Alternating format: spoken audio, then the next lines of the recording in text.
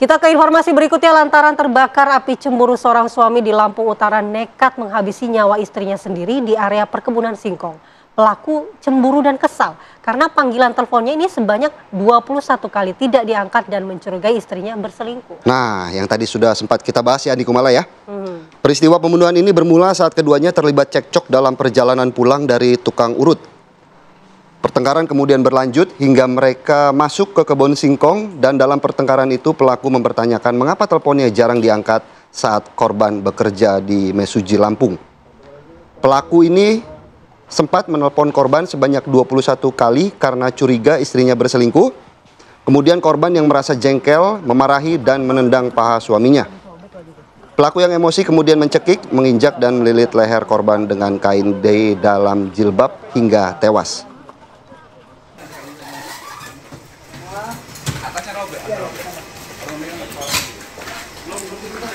Ya, dan sebenarnya kita kan masih bertanya-tanya, benar nggak sih di telepon 21 kali nggak diangkat menjadi alasan kemudian pelaku membunuh korban?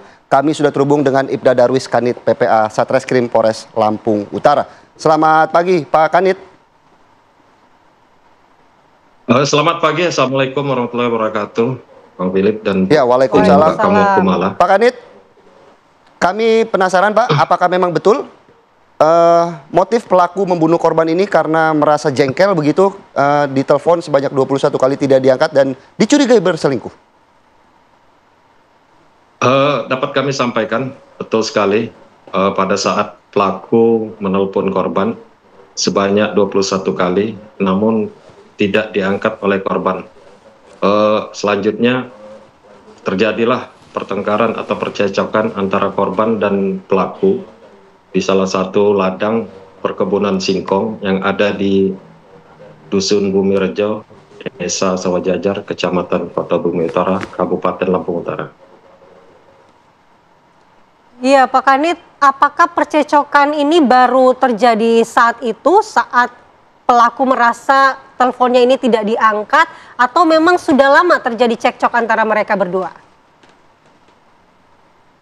Untuk kronologis, setelah kami lakukan pemeriksaan terhadap pelaku, kejadian tersebut spontan karena pelaku merasa kesal karena korban dihubungin oleh pelaku namun tidak diangkat, dan terjadilah percekcokan antara pelaku dan korban. Baik, Pak Kanit, pelaku mencurigai istrinya berselingkuh. Apakah memang ada dugaan perselingkuhan tersebut setelah diselidiki oleh kepolisian? Setelah kami lakukan penyelidikan dan penyidikan terhadap tersangka, untuk motif tersebut masih kami dalami. Namun untuk mengarah ke arah perselingkuhan masih dicurigai oleh pelaku.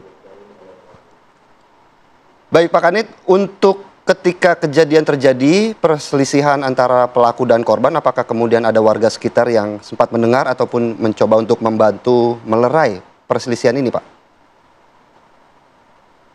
Karena lokasi TKP itu jauh dari rumah penduduk, jadi masyarakat sekitar tidak mengetahui kejadian tersebut. Namun setelah adanya petugas polisian melakukan olah TKP, selanjutnya masyarakat baru mengetahui bahwa terjadinya pembunuhan terhadap seorang perempuan. Pak Kanit, informasinya pelaku juga mencoba untuk bunuh diri setelah membunuh istrinya. Kapan kejadian itu, Pak? Dan apakah sempat dirawat di rumah sakit juga pelaku? Perlu kami sampaikan, kejadian tersebut terjadi pada hari Kamis, tanggal 21 Agustus 2025, sekitar pukul 15.00.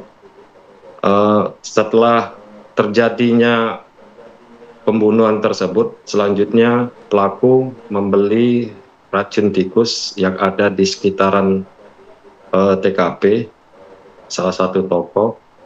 Selanjutnya racun tersebut dibawa ke tempat TKP korban tersebut dan diminum oleh tersangka, dicampur dengan air mineral. Namun hanya 10 menit setelah dia terbangun kembali, korban merasa bersalah tadi Jadi dia menegak minuman sejenis racun tikus, namun tidak berhasil. Untuk kondisi pada saat kami amankan, itu sudah kami berikan pengobatan untuk mempertanggungjawabkan perbuatan tersebut. Ya, baik. Pasal yang disangkakan kepada pelaku apa, Pak? Untuk pasal yang kami terapkan yaitu di pasal 44 ayat 3 Undang-Undang Nomor 23 Tahun 2004 tentang penghapusan kekerasan dalam rumah tangga dengan ancaman hukuman 15 tahun penjara. Ya, baik. Terima kasih Pak Ibda Darwis Kanit, PPA Satreskrim Polres Lampung Utara telah bergabung bersama kami di Apa Kabar Indonesia Pagi. Selamat pagi dan terima kasih, Pak Kanit. Terima kasih.